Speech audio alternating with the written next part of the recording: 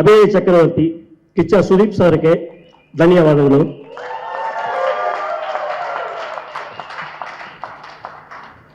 ಮತ್ತು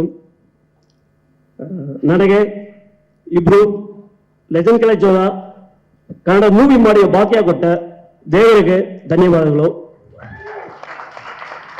Max movie emotional action thriller movie, ಒಂದೇ ರಾಜ್ಯದಲ್ಲಿ ನಡೆಯುವ ಕಥೆ. ಈ மூவி கிச்சா சார்